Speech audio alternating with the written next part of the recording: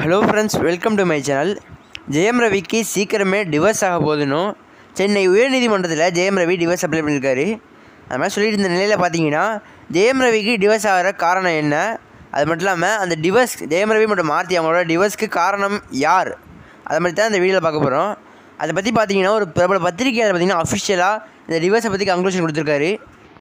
ஆர்த்தியும் பார்த்தீங்கன்னா அவங்க சைட்லேருந்து பார்த்தீங்கன்னா சோஷியல் மீடியாவில் அவங்களும் ஜெயம் ரவி சேர்ந்து எடுத்துக்கிட்ட ஃபோட்டோஸ் எல்லாத்தையும் டெலிட் பண்ணிட்டாங்க.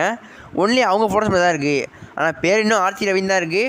ஜெயம் ரவியோட ஃபோட்டோஸ் ஒன்றுமே இருக்காது. அவங்க பசங்களோட ஃபோட்டோ ஒன்றுமே இருக்காது. எக்கச்சக்கமான ஃபோட்டோலாம் ஜெயம் ரவி ஃபோட்டோ இருக்கும் அவங்க சோஷியல் மீடியாவில். ஆனால் இப்போ பார்த்தீங்கன்னா ஃபுல் அண்ட் ஃபுல் பார்த்தீங்கன்னா அவங்க ஃபோட்டோ மட்டும் இருக்குது. நிறைய ஆக்ட்ரஸ்லாம் டிவோர்ஸ் ஆகிறதுக்கு முன்னாடி இப்போ தான் பண்ணுவாங்க.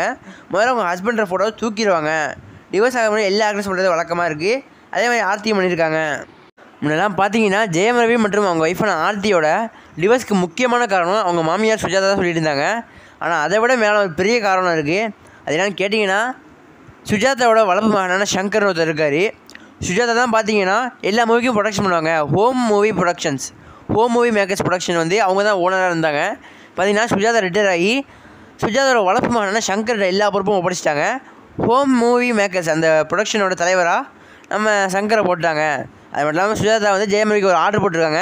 அது என்னென்னு கேட்டிங்கன்னா, இனிமேல் சங்கர் தான் எல்லா ப்ரொடக்ஷனும் பண்ணுவார். நீங்கள் அவர் சொல்கிறது தான் கேட்டு எல்லாத்தையும் பண்ணணும். நீ என்ன மூவி நடித்தாலும் அவர் சொல்கிறது கேட்டு தான் பண்ணணும். அந்த மாதிரி சொல்லியிருக்காங்க. ஜெயம் ரவிக்கு ஃபஸ்ட்டு இதை பிடிக்கவே இல்லை. அவர் ஒஸ்ட்டாக பிஹேவ் பண்ணார். ஃபஸ்ட்லாம் பார்த்தீங்கன்னா சுஜாதாவோட அந்த ஹோம் மூவி மேக்கர்ஸ் அதை பார்த்தீங்கன்னா அந்த ப்ரொடக்ஷன் டீமை வேறு லெவல் டெவலப் பண்ணி கொண்டு போகணும், டாப் கொண்டு போகணும். அந்த ஒரு ஈகோ எண்ணத்தோட பார்த்தீங்கன்னா ஜெயம் ரவியோட பெரிய சண்டே சர்ச்சைலாம் முடிஞ்சு, நிறைய சண்டையெல்லாம் முடிஞ்சு. பார்த்தீங்கன்னா அந்த பொறுப்பு வந்து சுஜாதாலேருந்து இப்போ சங்கருக்கு போயிருக்கு. சங்கர்கிட்ட தான் இப்போ எல்லா பொறுப்பும் இருக்குது. ஹோம் மூவி ப்ரொடக்ஷனோட தலைவர் பார்த்தீங்கன்னா சங்கர் இருக்கார். இப்போ ஜெயம் ரவிக்கும் பார்த்தீங்கன்னா இனிமேல் சங்கர் சொல்கிற படத்தை தான் நீ நடிக்கணும், சங்கர் சொல்கிற பட்ஜெட்டில் தான் நீ நடிக்கணும், நீ எதுவும் பட்ஜெட்லாம் பேசக்கூடாது. இந்த மாதிரி ஒரு ஆர்டர் போட்டிருக்காங்க. பார்த்தீங்கன்னா பேமெண்ட் விஷயத்தில் ஒரு சண்டை நடந்திருக்கு. சுஜாதாக்கும் ஜெயம் ரவிக்கும் பேமெண்ட் விஷயத்தில் ஒரு சண்டை நடந்திருக்கு. அதுன்னு கேட்டிங்கன்னா, சுஜாதா பார்த்தீங்கன்னா ஹோம் மூவி மேக்கர்ஸ் ப்ரொடக்ஷனில் பார்த்தீங்கன்னா ஜெயம் ரவியோட இன்னொரு மூவி கமிட் ஆகிருக்காங்க. அந்த மூவி பார்த்தீங்கன்னா ஜெயம் ரவிக்கு 15 கோடி ரூபா சம்பளம் சொல்லியிருக்காங்க. ஜெயம் ரவி சுஜிதாவோட கமிட் ஆகி ஏற்கனவே சைலன்ஸ்னு ஒரு படத்தை பார்த்தீங்கன்னா 15 கோடி ரூபா சம்பளம் வாங்கியிருக்காரு. இந்த படத்துக்கு பார்த்தீங்கன்னா ஒரு புது படத்துக்கு 25 கோடி ரூபா சம்பளம் கேட்டிருக்காரு. ஆனால் அது ஆரம்பத்தில் பார்த்தீங்கன்னா சுஜாதா மறுப்பு தெரிவிச்சிருக்காங்க.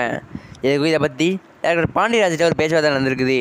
அது மட்டும் இல்லாமல் மூவியோட பட்ஜெட் நம்ம குறைச்சிருவோம், ஜெயம் ரவிக்கு 25 கோடி ரூபா சம்பளம் கொடுத்துருவோம். ஆனால் இதுக்கு டேரக்டர் பாண்டியராஜ் வந்து ஒத்துக்கவே இல்லை. ஜெயம் ரவிக்கு 15 கோடி ரூபா சம்பளம் ஃபிக்ஸ் பண்ணியாச்சு. இந்த மூவியோட பட்ஜெட் வந்து ஒரு 55 கிட்ட குறையவே கூடாது, 55 கோடிக்குள்ளே குறையவே கூடாது, அந்த மாதிரி சொல்லியிருக்காங்க. அது மட்டும் பார்த்தீங்கன்னா சுஜாதா என்னென்னு பிளான் பண்ணி பார்த்தீங்கன்னா ஜெயம் ரவி அந்த படத்தை விட்டு தூக்கி விட்டு ஹீரோவை பார்த்தீங்கன்னா விஜய் சேதுபதிட்ட பேசி இந்த படத்துக்கு கமிட் பண்ணி ஓகே பண்ணிட்டாங்க. இது பார்த்தீங்கன்னா ஜெயம் ரவிக்கு மாமியார் சுஜாதா பண்ண நம்பிக்கை துரோகமாக போனதுனால ஜெயம் ரவி பார்த்தீங்கன்னா டென்ஷன் ஆகி அவங்க ஒய்ஃப் ஆர்த்திகிட்ட பார்த்தீங்கன்னா நிறைய பிரச்சனை வந்து நடந்திருக்கு. நிறைய பேச்சுவார்த்தைகள் சர்ச்சைகள்லாம் நடந்திருக்குது. அது பார்த்தீங்கன்னா டிவோர்ஸ் அளவு வந்திருக்குது. எப்படி அவங்க என்ன ஹீரோவாக பேசிட்டு அந்த பணத்துக்காக விஜய் சேதுபதியை மாற்றி ஹீரோவாக போடலாம், அந்த மாதிரி தான் சண்டையாக போணுச்சு. இப்போ அது டிவோர்ஸாக போயிருக்கு. அது மட்டும் இல்லாமல் இவங்க சேர்த்து வைக்கிறதுக்காக ஒரு சில பிரச்சனைகள் நடந்துட்டு இருக்கதா சொல்கிறாங்க. பொறுத்திருந்து பார்ப்போம்.